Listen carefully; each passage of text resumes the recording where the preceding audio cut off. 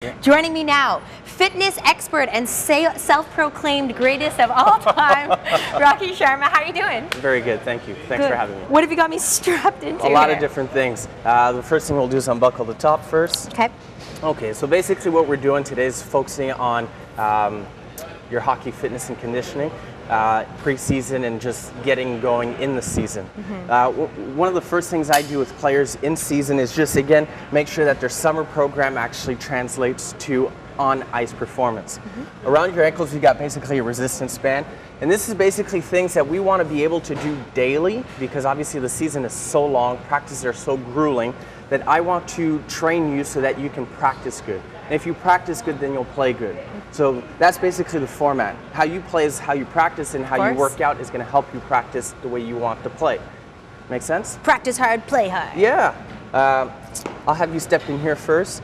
And what we're trying to do is basically step out, and I just want to replicate a skating stride. And what I'm trying to do is just make sure that your legs are predominantly as strong on the left side as it is on the right side. Because if not, then we just make slight adjustments in our training program. And what are you saying? That what we'll do is we'll pause first, and we'll get a little bit more 45-degree angled, and that looks good. And then we switch. Basically, that's what we're trying to do. And pause it again. And prominently. Pause. Perfect. So that's what we're doing. So when you're skating, you're actually just pushing out, and the muscles are coming from the glutes all the way down to the ankles. That makes sense? And that's the basic things for me. And then once you're ready, you can take those off. Take them off? All right. And this isn't just for professional hockey players. I mean, you also work with young If you players play too. hockey, your muscles do the exact same thing. It's just that usually bank accounts reflect different things, right? That's basically what it comes down to. Unfortunately, yes. One extreme or the other. Okay, and at this point now what we're going to do is we're going to basically link up what you just did. And this is what we call a basic shuffle, where you're going to step in twice and step out twice. Okay, this is just going to start promoting a bit of agility. Correct? Step. Good. And again, you'll step back and step back. That's what it is. Basic movement in hockey is either a side shuffle or what we call a higher knee shuffle. And then we'll link you up through there. Okay, higher knee shuffle. That's it. Good. I've already taken one out. Whoops. I'm losing my catch. stuff here. The idea is to get the knees up and shuffle so that we can promote healthier hips. Key thing when in season is maintaining a fairly strict fitness and conditioning program so that you can play longer without injuries. Okay, I need to cut out the burritos. Yeah. Yeah, you got to cut burritos. You're asking a lot of me. Now, Sarah will ask you to put this on now. Okay, around the waist, right? That's right. Now this is why you come see me.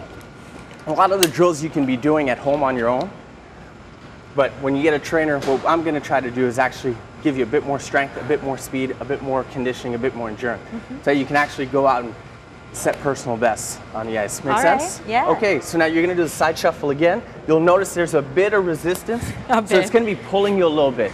All right. And what we're trying to do, go ahead, boom, boom, boom, and bring it back again. Whoops. Most people want belts on. So typically, right, you would not work out with gigantic mic packs in the back here. Okay, so ready to try again? The point is to make it tougher, right? That's it. Okay, and pause. Very good. You good? Yes. Okay. All right. So the idea here, again, Sarah, is your stop and starts. With resistance, again, this is not as demanding as the weight room. A lot of times I'll get guys say, hey, you know what, I'm just too tired to go in the weight room. I totally get it. Get a resistance band. All that is doing is just stimulating muscle. You stimulate muscle, well, you're maintaining what you've already built on the summer. That's why you'll see in the playoffs, a lot of guys who are losing mass is because they're not in the gym as much. And it's just, hey, we got practice and we got game night after night. And if you can kind of just stay on top of this stuff, well, you'll maintain your muscle mass. You may not bulk more muscle, but you'll maintain what you've built on in the off season. In your opinion, as a fitness expert, what do you think is more important for a hockey player, to have that muscle mass or that endurance and strong cardio? That is a fantastic question. Because the game is so diverse, every player is unique to themselves. What I get in the off season, I get many different, from the 9-year-olds to the pro athletes, and they will come at me with specifically what they want to improve on. I get to guys who, hey, I need muscle mass. I'm a hitter. I check guys, I need the mass. And then I'll get the more finesse players who are the goal scorers and say, hey, you know what? I need more mass, let's say, for my shots and my passes. And then this basically leads us into the next thing. I'll just have you take that off. All right. Very good. And this is what we call a wrist curl. And I've added a 5-pound weight to it. And so if you're trying to shoot or pass, well, you have to understand it's all forearm based, right? And so basically this is a wrist curl that just promotes strength for your forearms.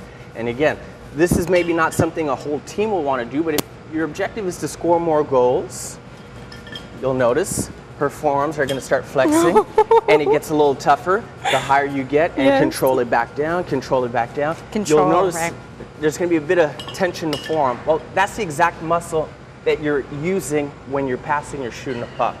And if we're designing a program for that, well, guess what? Your shot will increase. Your shot increases while the goalie's just not making a save. So you then assess the player and determine what program will best suit their needs. Yeah.